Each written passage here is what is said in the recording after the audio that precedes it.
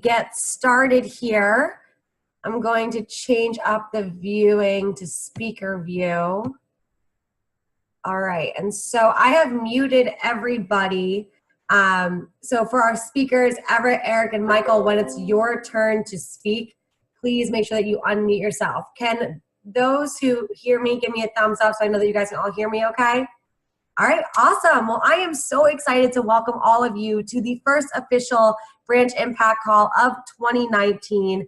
This is just such a special time for me to see all of you be here because, you know, last year this was our first time doing this. We didn't really know where it was going to go or how it was going to be received by the field, but the feedback from last year was really, really positive, and we knew for sure that we wanted to bring it back for 2019. So there's a lot of great improvements to the program. There's a whole new lineup of speakers for the Branch Impact program, and we're just going to have a lot of fun really learning and digging deep through leadership and management and just the branch experience as a whole. For those of you who don't know me, my name is Shelby Wildgust.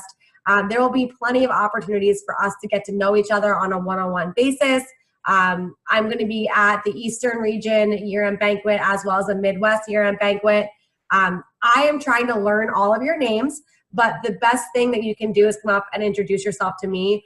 That will just help the process a lot better, but I will seek you out as well. So that being said, I'm really excited to get to know all of you and to get this whole process of branch manager training and the branch manager experience underway. So before we dive into the actual content of tonight, I did want to give a couple of quick updates / housekeeping items here. First thing is that this call is recorded, so if you have to jump off at any time because you've got class, demo, service call, PDI call, whatever it might be, do not hesitate to jump off. It's totally fine. It will be recorded and it'll be posted within 24 hours to the Branch Impact group as well as the Vector BMDM support page. After this call is over, we have our next upcoming branch call on January 22nd, and that is a Money Mastery call with Adam Stock. That's also at 4 p.m. Eastern time, so what you'll notice is that every single call in the springtime is on a Tuesday afternoon at 4 p.m. They all use the exact same Zoom ID, so it's super easy for you to log on. You don't have to worry about different IDs or different times or different days. 4 p.m. Tuesday, same Zoom ID. Now with this call and all calls moving forward, please use the chat box feature to share when you hear a nugget or a good quote or something that you really like. So for those of you who don't know, the chat box feature is right here, and I'm going to comment in it so everyone knows where it is. If at any point in time that someone's talking and you love what they say, write in a nugget here. That way we can all see that you loved it, and it'll also kind of pique other people's attention as well. The live Q&A will start at 4:45. Again, you can use the chat box feature to ask your questions. You can ask them as they come up, even if it's not 4:45. I'm going to go in order to ask the questions as they come in. Regarding the Branch Impact Facebook page, if you are not in the Facebook page, that's because we are not friends on Facebook. I could only add those who I am friends with. I sent everybody friend requests, but I haven't been accepted by everyone yet. You can go and add yourself into the group and I will accept you. So it's super easy to find. Just go on your Facebook and search 2019 Branch Impact group and it should pop right up. Once you join the group, you'll see that many of the new members have already introduced yourself. Please don't hesitate to do the same. This is really important in building the culture, and it allows other people from across division and region lines to get to know you and to begin building that relationship. It makes it more fun as well, and it just builds that community. Now, also a big recommendation for you would be to add the group to your shortcuts. So if you're on your homepage of your Facebook, you should see on the left-hand side is all the different groups that you're part of, and there should be a feature called shortcuts on the very top of that. You can click the little toolbox icon and you can add groups to the shortcut feature. Add this group to the shortcut feature and get in the habit of checking it regularly. In the springtime, you don't need to check it daily. I would say check it every other day or once a week. As the summer approaches, I would really get in the habit of checking it daily because there are a lot of really good tips, tricks, comments, videos, all these different things meant to support and to help you. By the way, if you could all do me a favor, and as you join that group, just make sure that your fellow BMCs are in that group as well. All right? So let's dive into the call. Before I go ahead and introduce our guest, I did want to just quickly acknowledge the fact that this call is mindset training. And the reason why we start off with mindset training is because so much of mindset has to do with awareness. And awareness is the underlying catalyst to massive growth. So before we dive into the content of this afternoon's calls with our guests, I just wanted to acknowledge the fact that wherever you are right now in regards to your mindset as it pertains to branch, it's totally okay. So I look at the branch preparation at this point in time as a bell curve. So there's probably about 10% of you on this call right now who are on this call because your DM told you to be on this call.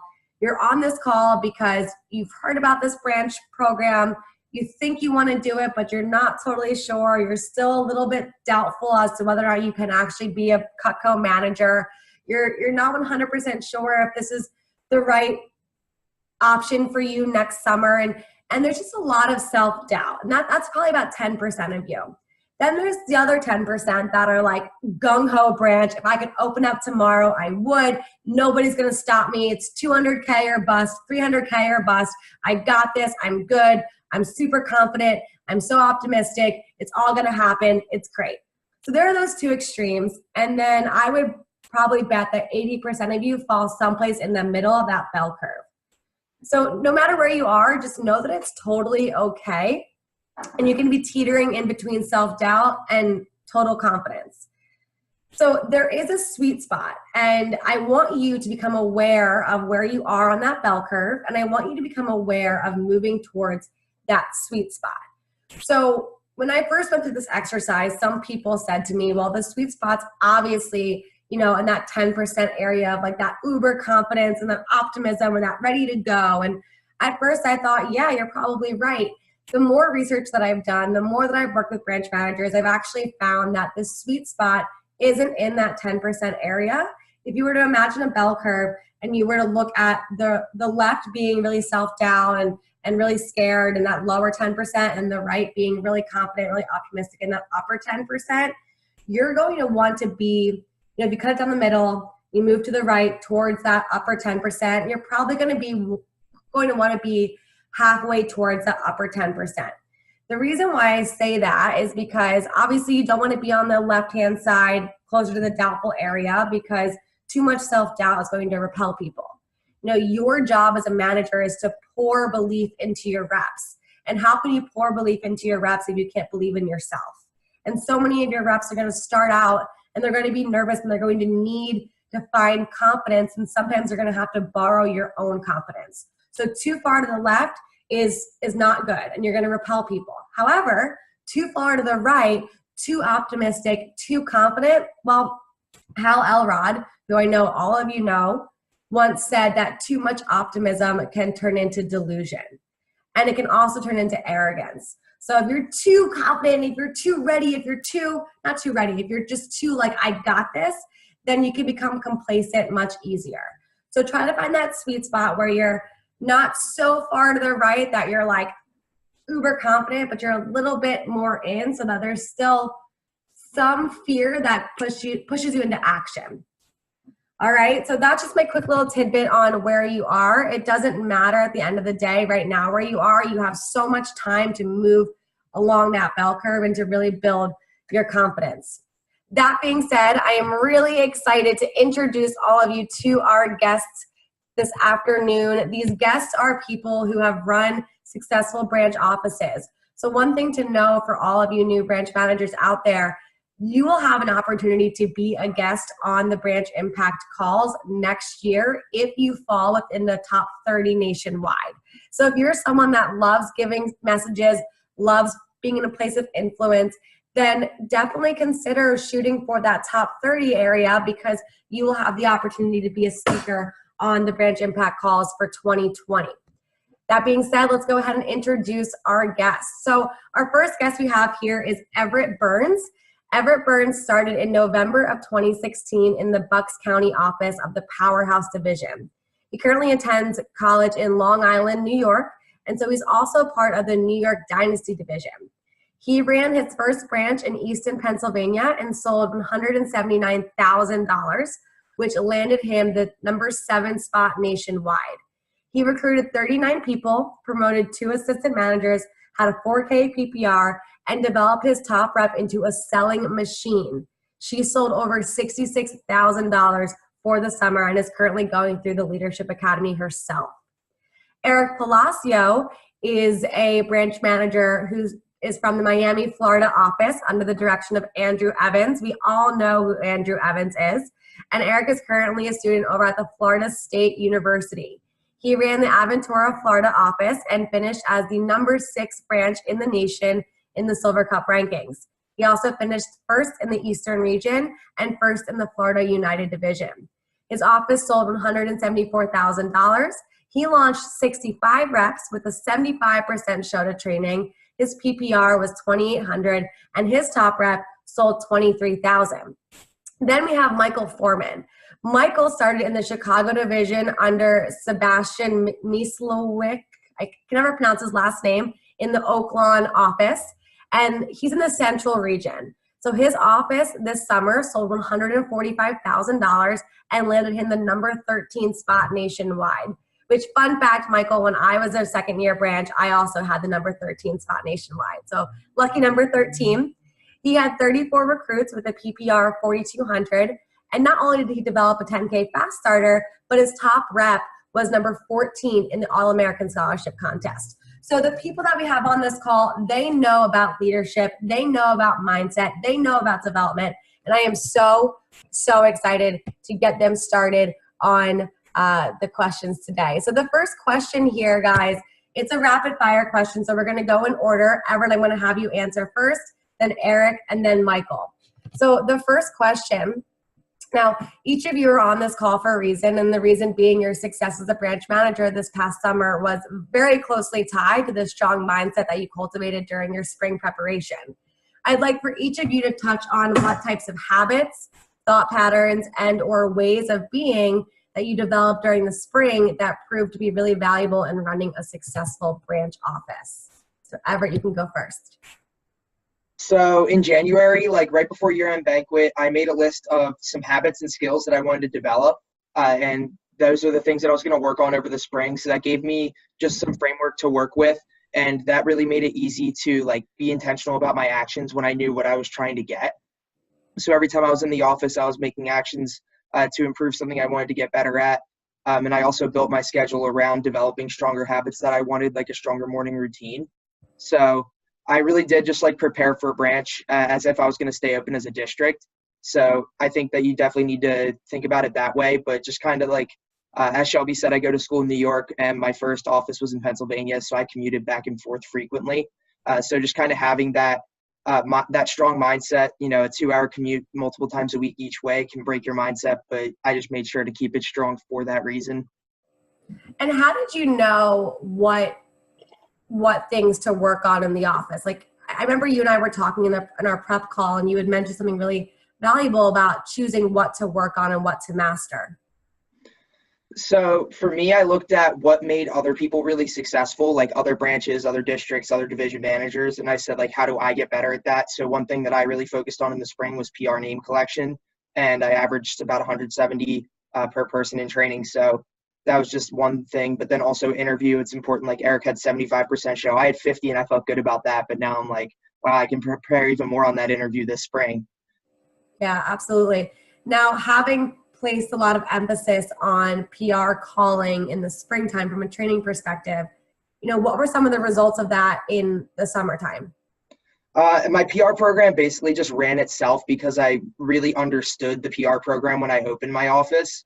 So I didn't really have to deal with any kind of, you know, mistakes or little errors, not being clear with my people in training. You know, they understood what I was asking for. They understood, you know, what I was expecting, and they wanted to help the team. So I think that being really confident in my PR approach helped with building the team that easily too.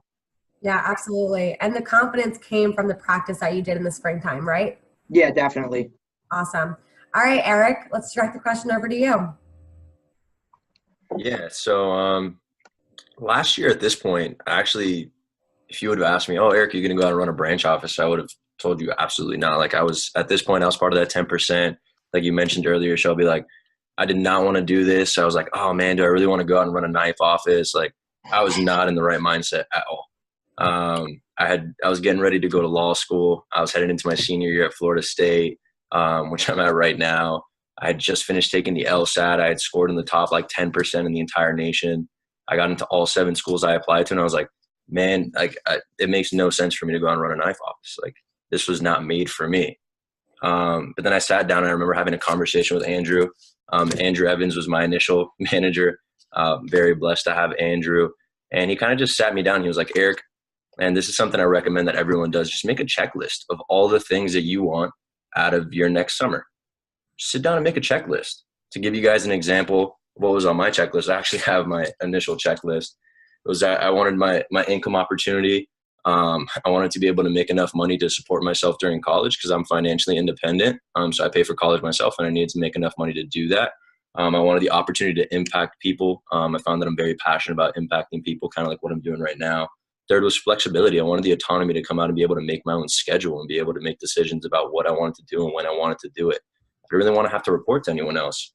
Number 4 was a fun work environment. If you're from the Florida United Division, you know that my office is like the fun office. It was a very safe place where kids can come in and have a great time. We had a Nerf basketball hoop where we would have competitions. It was just a blast. Like we had a great time in my office. Long-term growth. I wanted to increase my social capital. And what I mean by social capital is when I graduated from college, I wanted to have access to opportunities that no one at 21, 22 really had access to. And that's why right now I'm graduating from college in the spring, and I'm kind of going through the interview process of what I want to do after college. And I'm sitting down with companies like Merrill Lynch, JP Morgan, Northwestern Mutual, the Goldman Sachs of the world. They don't really impress me. And I don't mean that in a bad way. I mean in a very humbling way.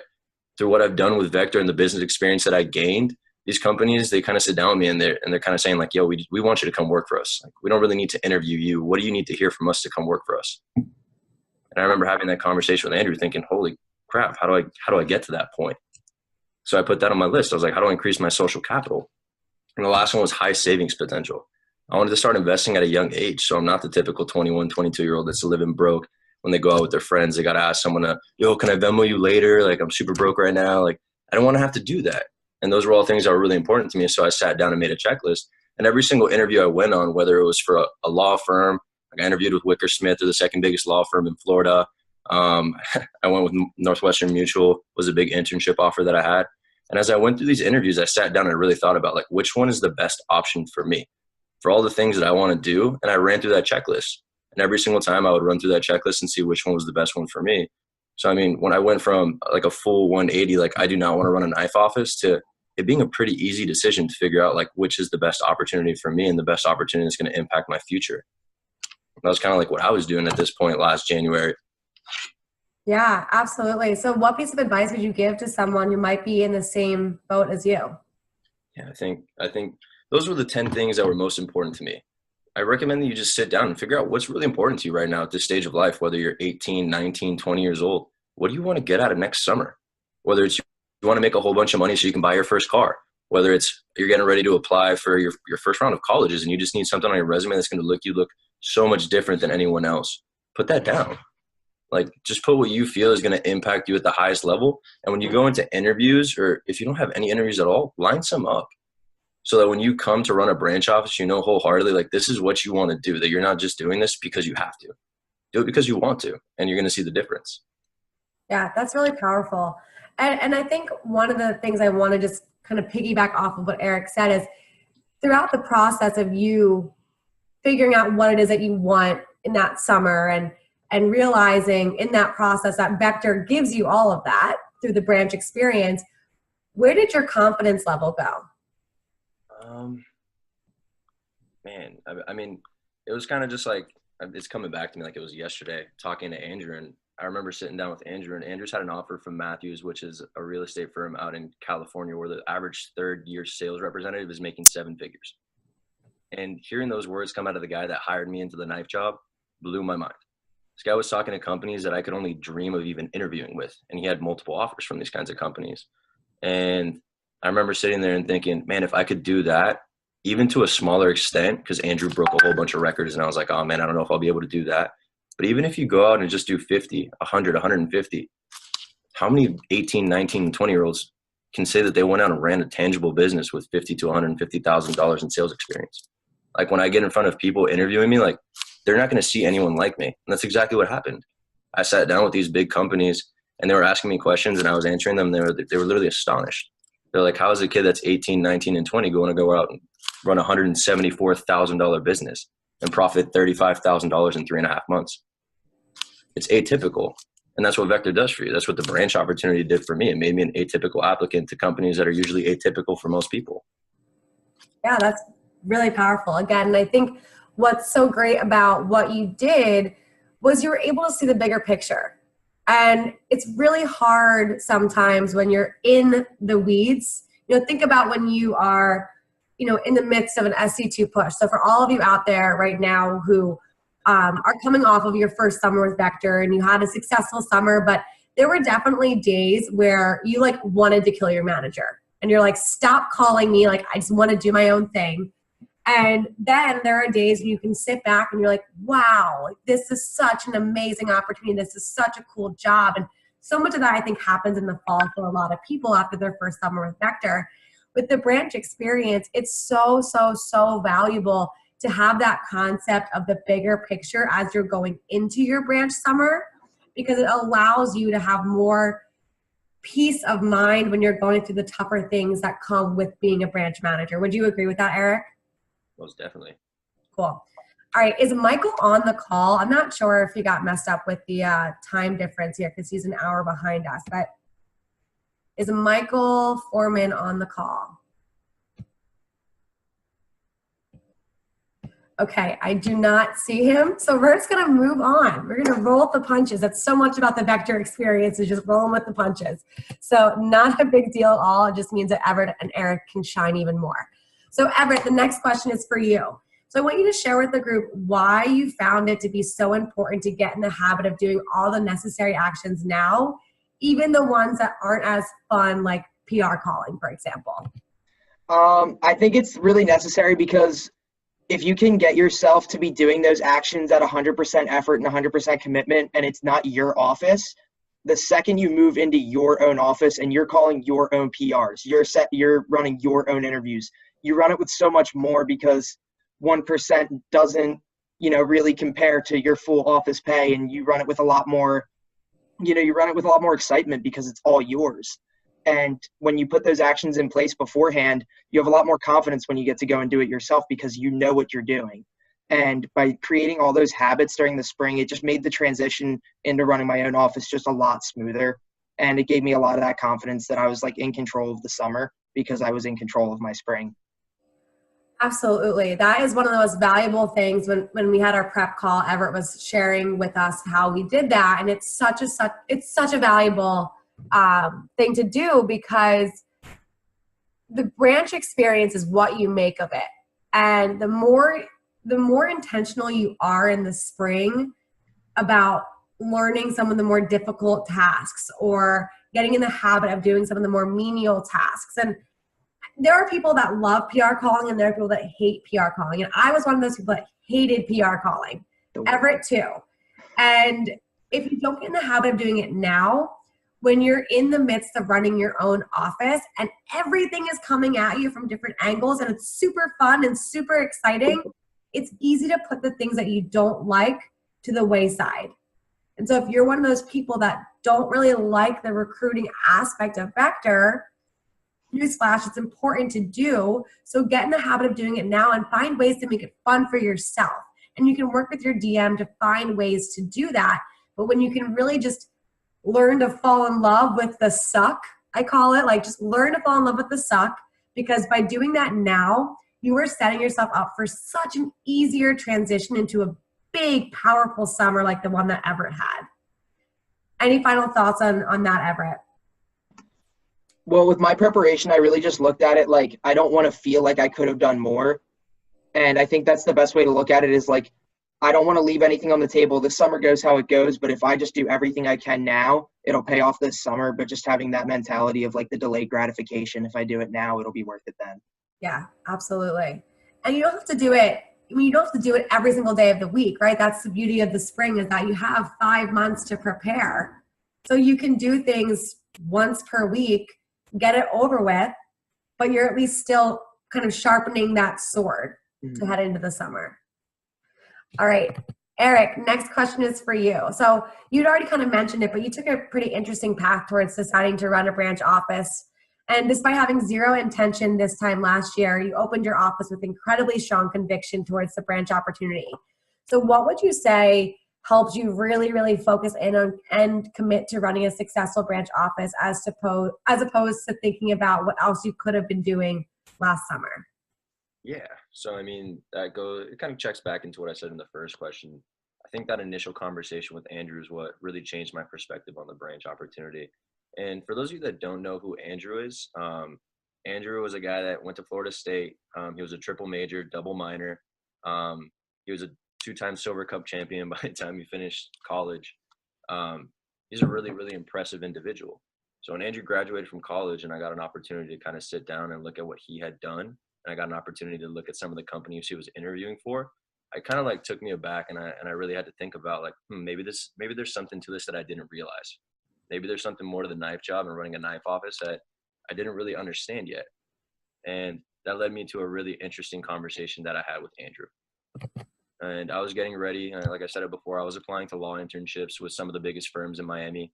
I was applying to some of the biggest money management companies in Miami, some of the biggest property management companies in Miami. And I was getting a lot of looks. I was getting a lot of offers.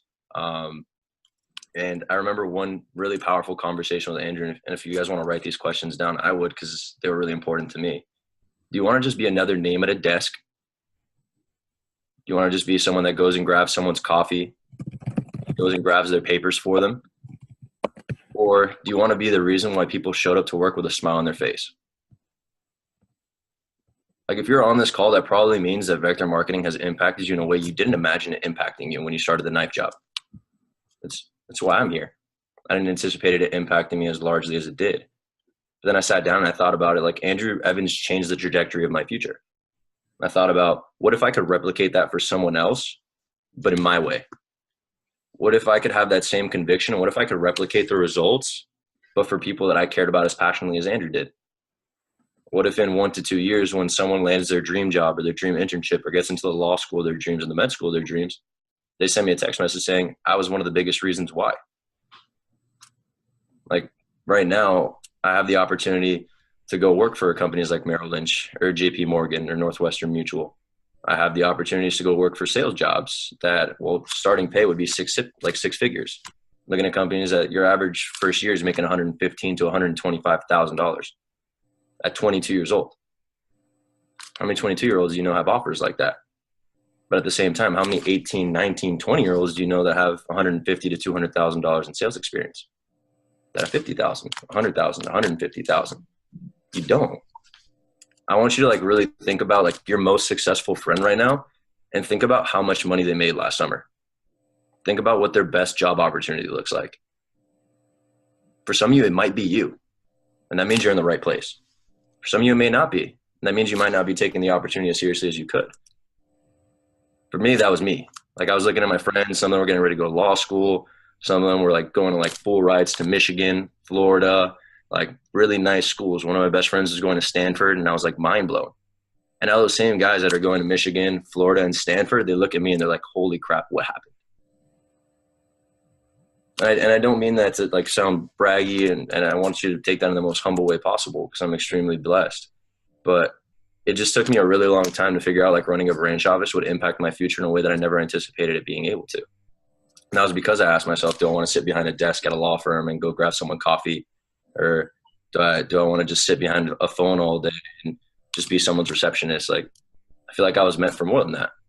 And Andrew let me see that. And I wanted to be the reason why people showed up to work with a smile on their face. I wanted to be the reason why I got a couple of texts this past summer saying I was the most positive influence they've had in their entire lives, that I'd changed their futures, that because of me, they landed an internship that they never thought was possible.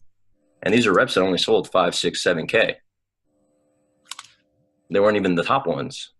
My top ones are coming back to work with me. that's the cool part. They want to keep learning, and it's awesome. And Everett's laughing because it's probably like, it makes sense to him too. And that's why I had so much conviction, because I wanted to be able to impact people. And I wanted to make myself so marketable at 21, 22 that I was getting opportunities that most 26 and 27-year-olds don't have the chance to get.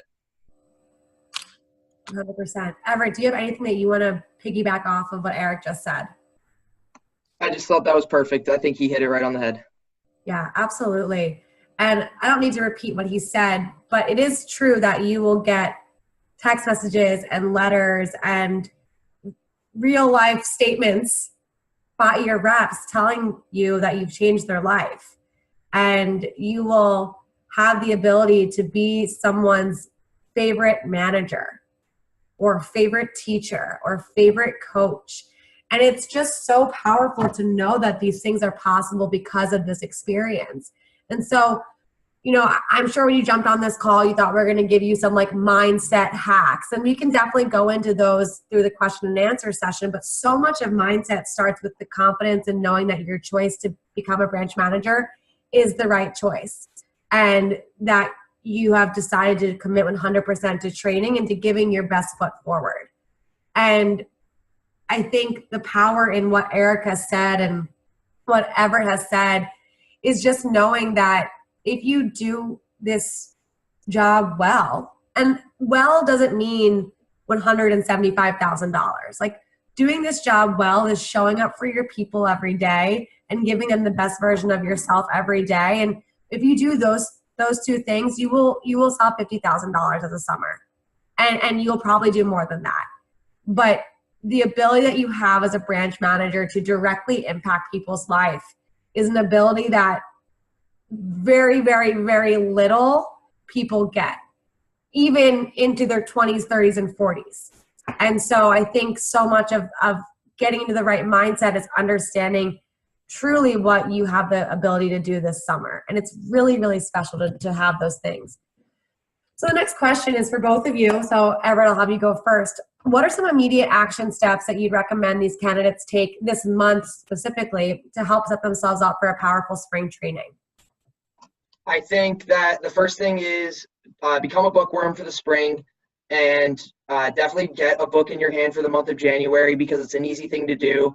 And just pick one time that, like, something you do frequently, and choose that to be your reading time, because you'll get done a book a lot faster. For me, it's going to always be sitting on the subway. I'll finish at least a book a month. And then also, I think another important thing is you start to get an idea for like what you want your office culture to be like and what you want your vision and everything like that, is just reaching out to other either former or current successful branches, candidates, districts, division managers, people that you don't know, and just ask for some time to talk.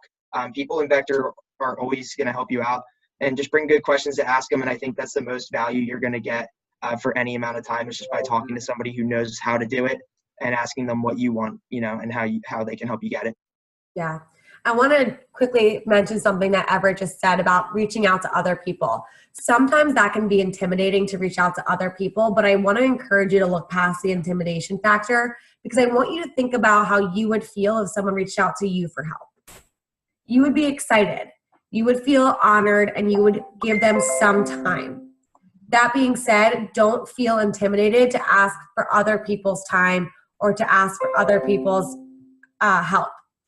So if you feel like you need help in a specific area, and let's say you're a female and you really want to talk to another female branch manager, but you don't know where to start, this is where you utilize the Branch ImPACT Facebook page.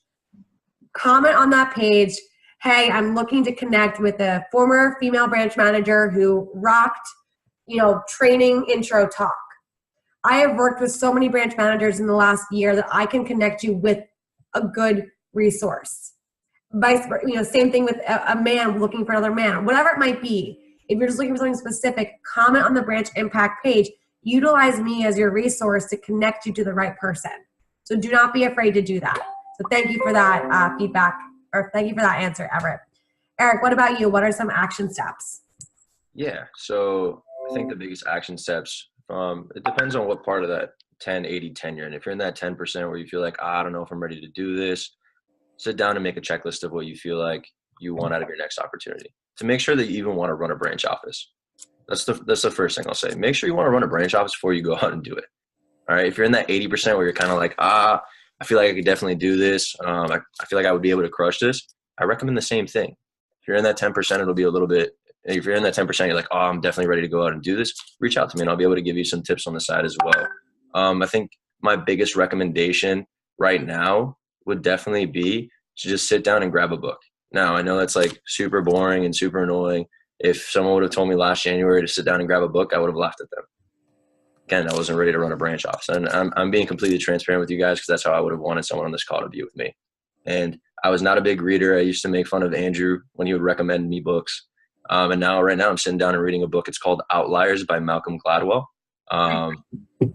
Fantastic book. And it's really, really changing my mind. It's like kind of like my mindset on what I'm getting ready to do this summer.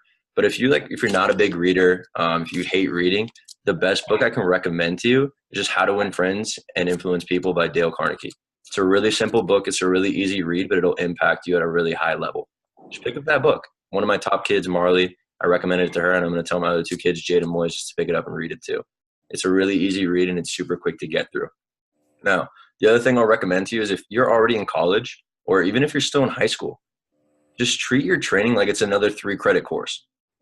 Like, it's literally that simple. If you're in college, you're already taking 15 credits or 12 credits, whatever it may be, just add an extra 3 credits to your workload.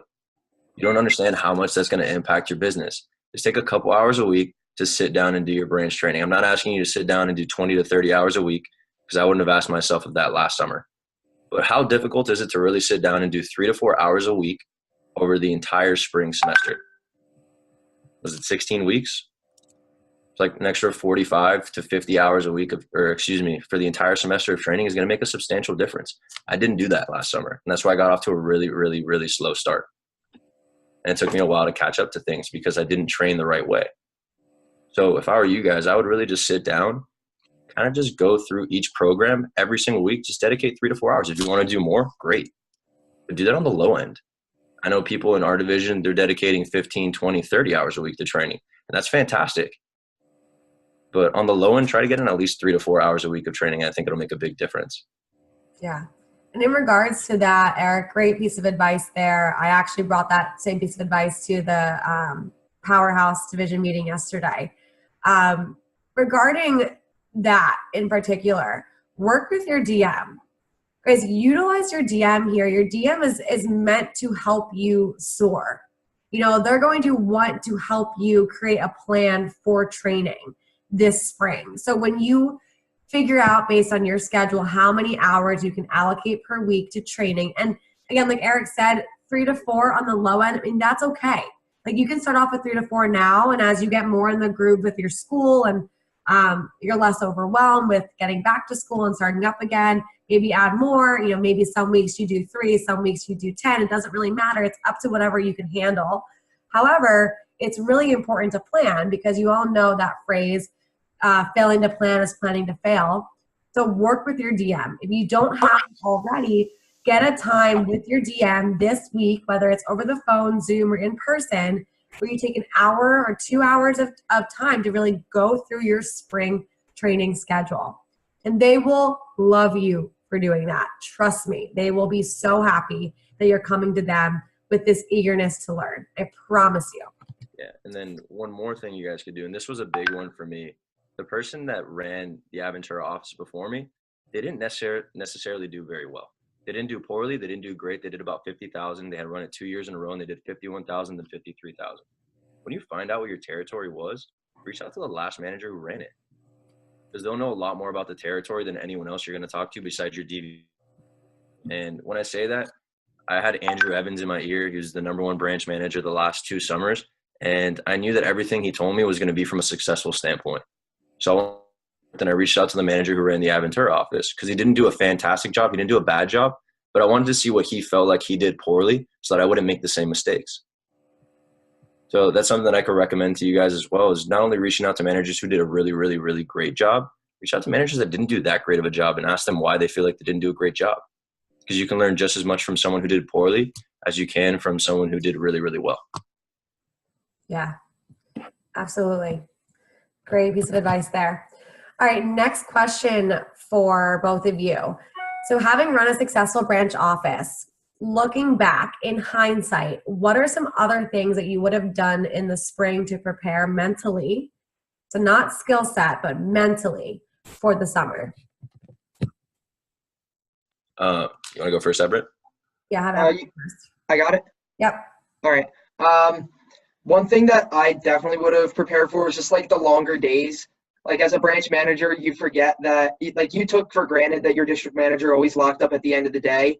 And as a branch manager, you're the one that always has to lock up at the end of the day.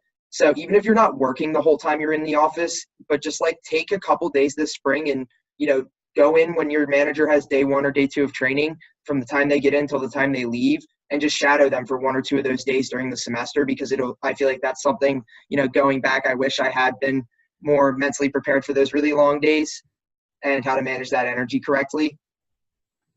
Yeah. I want to piggyback off of that really quickly. In addition to getting mentally prepared for those long days, creating the habit now of getting on a good sleep schedule and getting on a good hydration schedule and a good eating schedule is really, really valuable, because you are what you eat, and sleep is the number one thing that's going to affect your performance. So if you know that you're someone that needs 8 hours of sleep, start getting in the habit now of giving yourself 8 hours of sleep. If you know that you're someone who would naturally go towards fast food because it's convenient, find a way to get away from that into something that's much healthier, that's going to fuel your body instead of deplete your body. And then lastly, get in the habit of drinking at least half a gallon of water a day. It is amazing the difference in energy that you will feel just from water. But there are other things that you can add to your water, like green drink powder. I don't know, I forget what they're all called. I can put them in the branch group, but there's like different supplements that you can add to your water. There's lemon that you can add to the water. But just get in the habit now of taking care of your health, in addition to understanding that some days are going to be longer than others. All right, Eric, let's hear your piece of advice. Yeah. If I could literally go back to last January and they literally told me I could only do one thing to improve my training from a mindset standpoint, I would have grabbed the one thing, and it was called Leadership and Self-Deception, Getting Out of the Box. Great book. I see Phillips nodding. He was like, yeah, that's fire. Didn't mean to call you out, but he was like, yeah, that guy. So halfway through the summer, it kind of like hit me. Like I wasn't really satisfied with my team. I didn't really like a lot of my kids. And it was because I just I wanted to be the big boss. And I didn't really realize that being a boss isn't so much about yourself, but it's about keeping everyone else satisfied and like making sure they're getting out like what they want out of it. And it's kind of like operating from something that Luke Maseko says all the time. It's like operating from a place of servant leadership. When you're giving your kids what they want, you're going to get what you want in return. It's not going to work the other way around. You're not going to get what you want by like forcing it on them. You have to help them achieve their goals, and that's the only way you're going to achieve your goals. It's the only way. By helping them, you'll help yourself. And if I could have gone back to last summer or last January and learned that early on, I feel like I would have had like a completely different summer. Like it would have been nuts. On top of that, something that I spoke to Andrew heavily about was my budget. If I could go back to last January and started budgeting myself at in a better way. Something that I just finished talking to Mila Amy about. She's one of our branch candidates in the Florida United Division. It's like when you know that you're not worried about money, it makes your life as a branch manager so much easier. At the beginning of the summer, like you're not going to be making as much money because you're not going to have as many reps on your team. And for a little bit, I started freaking out. I was like, oh my gosh, I'm going to run out of money. What's going to happen then? Don't let that happen. And it was because I was spending a lot of money eating out. I was spending way more money on going out that I hadn't anticipated. Like I didn't really budget myself out. So sit down on your cap with your DVM or even your DM and just ask them, what are the best ways to save money? Or like really cheap, efficient contests that I can run in my office. Like what are the best ways for me to save money as a branch manager? Like reach out to branch managers from last summer and ask them like, yo, how did you save your money? It's like, I'm kind of like freaking out about it. Those are probably the two biggest things that I would recommend to someone if I could go back to last January. Yeah, for sure. As a matter of fact, it's a great promo for our next branch call, which is with Adam Stock. So many of you know who Adam Stock is. He owns a company called Rising Stock that does P&Ls, profit and loss statements, for branch and district managers. And he knows the ins and outs of office expenses and how to properly save and budget for your office. So in 2 weeks, you're going to be having a call with him. He's going to talk all things money and how to set yourself up now in order for you to feel comfortable and have that cushion going into your summer. Because what Eric just said is absolutely correct. Cash is confidence. I love what Everett just wrote in the little chat group. All right, cool. So we are at our 15-minute mark. We have live Q&A now. So guys, you can ask both these guys any questions that you want. I would prefer that you keep them towards mindset, but if you have another question based on skill set or whatever it might be, that's totally fine as well. I just want to open up the floor for anyone to ask questions that maybe came up while Everett or Eric were speaking. So go ahead and use the chat feature to, if you have a question, just say me, and I'll go to your screen on how to ask the question. So I'll give everyone 30 seconds or so to think of a question, and you can use the group chat feature so that we can see who we should go to. And if there are no questions, I'll just start asking questions.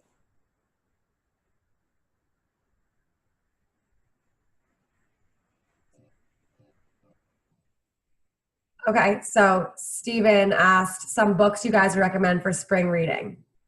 Great question. So we already recommended a couple. We recommended, well, actually, I'll go to Everett. You recommended a couple books, and then I'll go to Eric too. So first book that I would definitely recommend to everybody is 5 Levels of Leadership by John Maxwell. You can read anything by John Maxwell, but I think that's a great one to start with. I don't know if there's any others like, oh, You Are a Badass. If you are familiar with Greg Cothran, that's one of his favorite books. Definitely give it a read. I love it. It just makes you feel good and empowered. Cool. Eric? Yeah, so the first one I'll recommend, again, if you're just looking for a really simple read, How to Win Friends and Influence People. If you're on like kind of like a more advanced level, because that's just like that's like a mandatory read in the Florida United division. If you're a guy in here, a big one for me was Mask of Masculinity. It's kind of just like breaking down what it's like to be a male in today's society and how you can kind of move away from like having to be so dominant and how you can just be a little bit more vulnerable. It's also a great read for the ladies in here as well. I think Outliers was a big one for me, by Malcolm Gladwell. Right here. Yeah, Outliers by Malcolm Gladwell is a really good book. And then 7 Habits of Highly Effective People. I can't remember the author off the top of my head, but that one's a really good one too. I was actually talking to one of the regional managers of a company that was recruiting me, Paycom. They're the 3rd fastest high-tech like growing firm right behind Facebook and Google. So I asked him, what's like your favorite book? Like what's the one that impacted you the most? And he said 7 Habits of Highly Effective People. So that's one that I'm going to pick up in the next few weeks to read as well. Yeah, it's a great book. It's by Stephen Covey. I see Philip wrote that in the group. I have a recommendation for all of you as well. The Go Giver is one of my favorite books to read because it's super simple. It takes a lot of the same concepts as, it sounds like the book that you recommended, Eric, about the leadership deception one. Basically, it just talks about the 5 levels or the 5 laws of stratospheric success, and it talks all about servant leadership. It is a book that you can literally read in an hour. It is that simple. It's called The Go Giver by Bob Berg. All right, Mila, she has a question over here. How do you pronounce your name? Mila. It's Mila. Okay, what's the question? So I wanted the boys' input on their mindset towards developing, like how they worked on that in the spring, because both of them had a decent amount of TLA candidates. I know Eric started with 3 TLA candidates after the summer, and those 3 are still here. So just kind of like what they did in the spring, if they prepared for that at all, or what their mindset was on wanting to develop. Eric, Everett, you guys can go. Whoever wants to go first. All right. So I'll start and then Eric.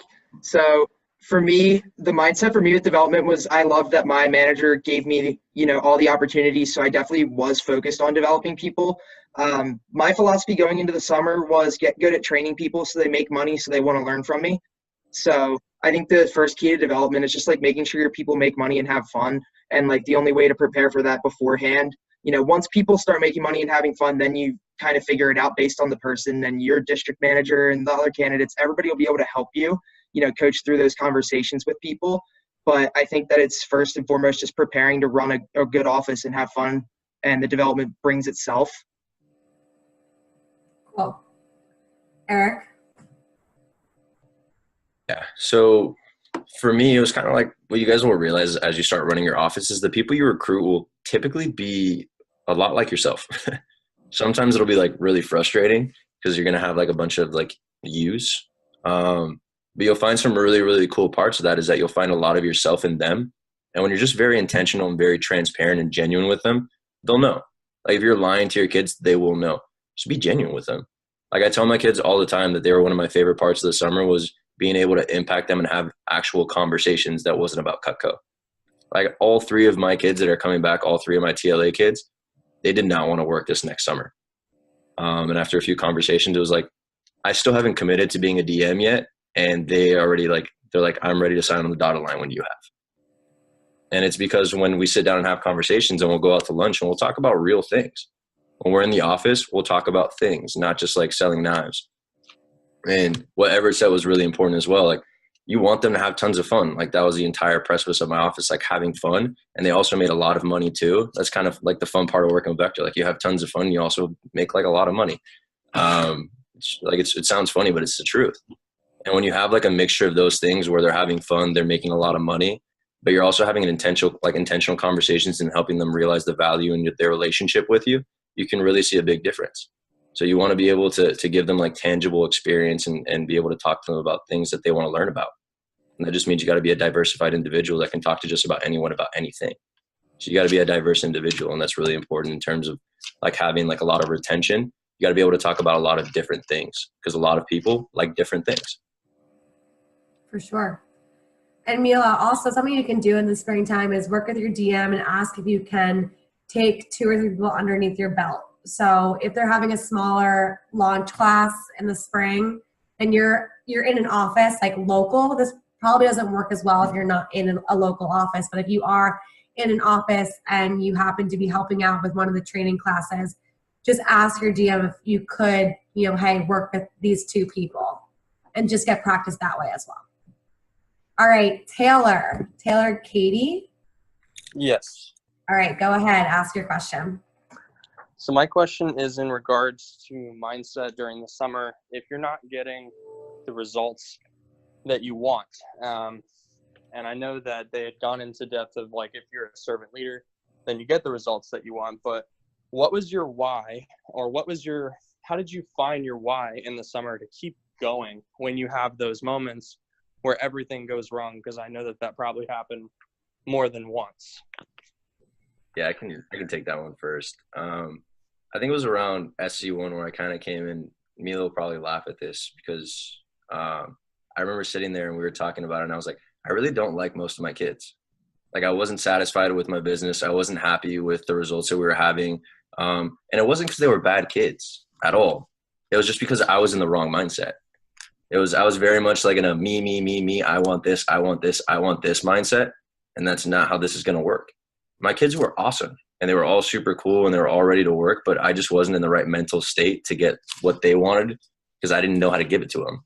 And I really just sat back and I kind of thought, man, how can I start giving these kids what they want? And I think the first step in doing that is just sitting down and asking them, guys, what do you want out of this summer? And I know it sounds like crazy just saying it like that, but that was like a really big thing for me, just sitting down and asking my kids, what do you guys want out of this summer so I can help you get it? Because at the beginning of the summer, that's not what I was doing. And that's where leadership and self-deception really came in and helped me because it just changed my mindset. Because reality, like when you're running an office, you're like, those kids really aren't working for you. Like you're working for them. And that's how you find your why. It's like you really want to help these kids and you want to help them grow and prosper. And by helping them achieve their goals, telling you right now, it's by far and away going to help you achieve your goals. Totally. Everett? Yeah, I completely agree with what Eric said. And then I think with getting back to the right mindset, like Eric saying he never really got into the right mindset to start.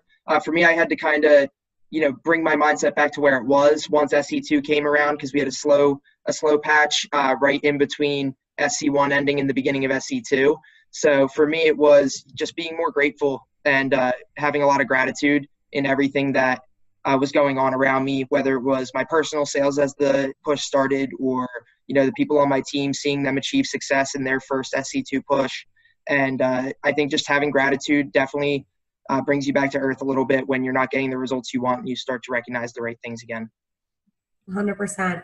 I remember seeing Brian Hurlman make a really, really powerful post either in the Vector BMDM support page last year around the SC2 time, or maybe it was in Facebook Jumpstart, but he said gratitude and frustration cannot operate in the same space. So if you find yourself frustrated with your results, with your team, with whatever it might be, taking that step back and really practicing gratitude, like what Everett said, is the quickest way to snap out of the frustration. And going back to what Eric was talking about in the very beginning of our call, the power of just understanding the bigger picture of what the branch experience is all about. Even in the days where you're frustrated and when you're like nothing is working, that is less of a failure and more of a lesson. And that is a lesson that you're going to be able to reference in job interviews, because you will inevitably be asked questions like, what was one of the toughest challenges that you went through? And being able to reference moments of time where you felt like giving up, but you pulled yourself together because you chose to focus on gratitude over frustration.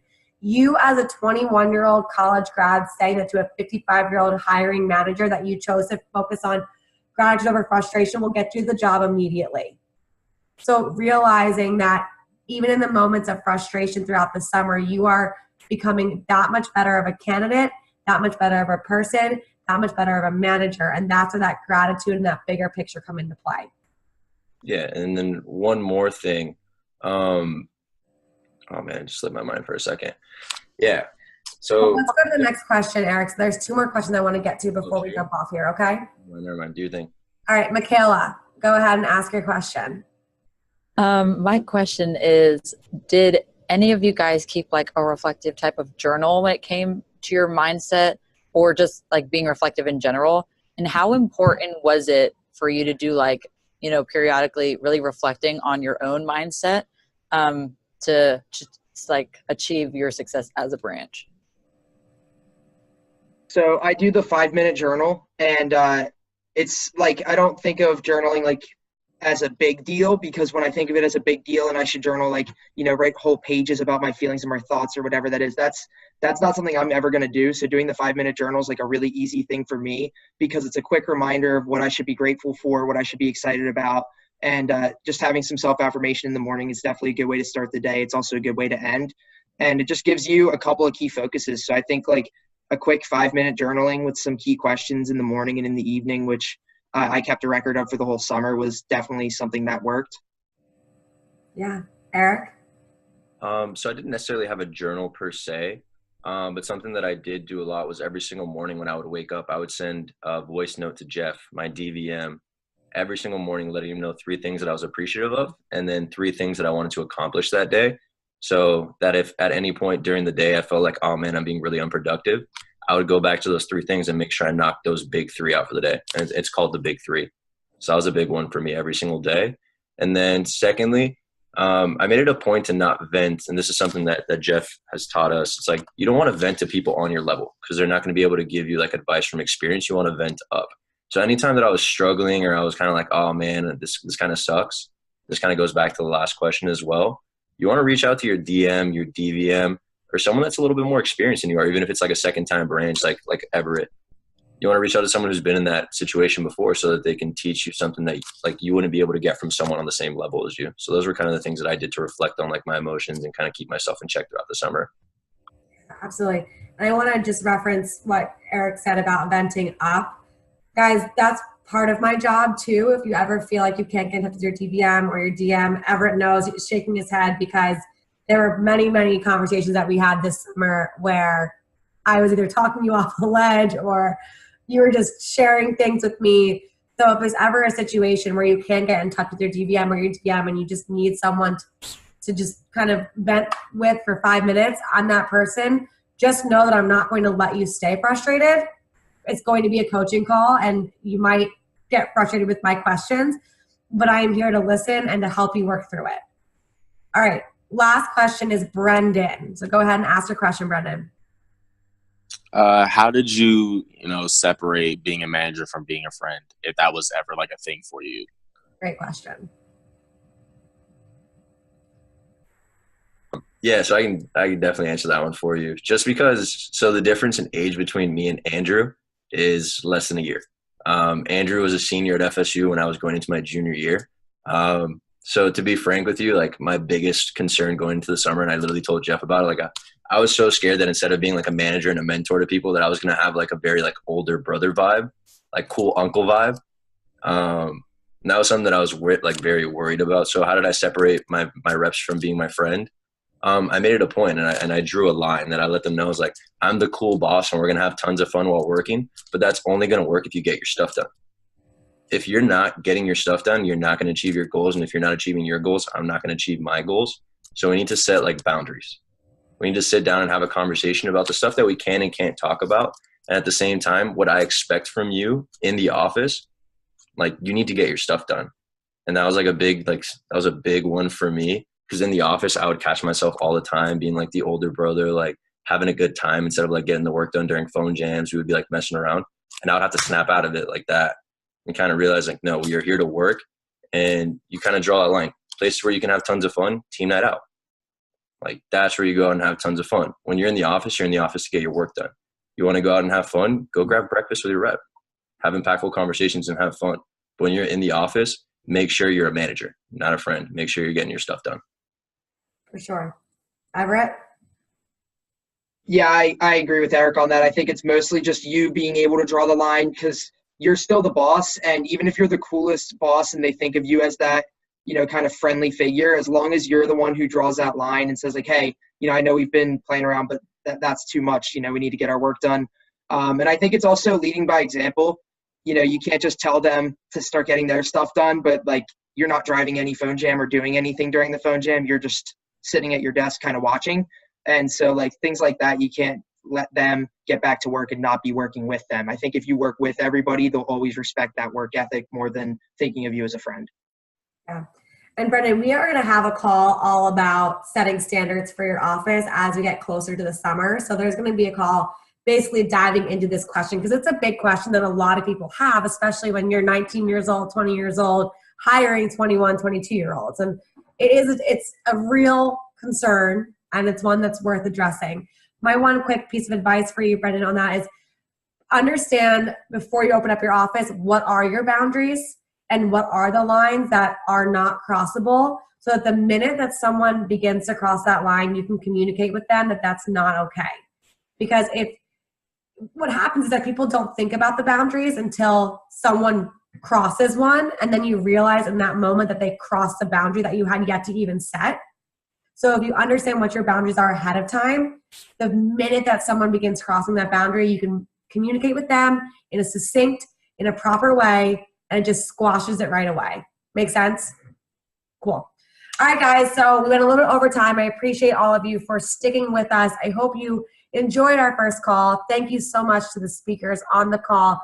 Again, if you are not part of the Branch Impact Facebook page and you are a committed branch manager for 2019 from Vector East, that's important, Vector East, so Eastern region, Midwest region, Northeast region, please make sure to go request entrance into that group. And if you had any major takeaways from this call, go ahead and make a comment on the group's page. I would love to see it and interact with you there. Bye, everyone. Have a great night.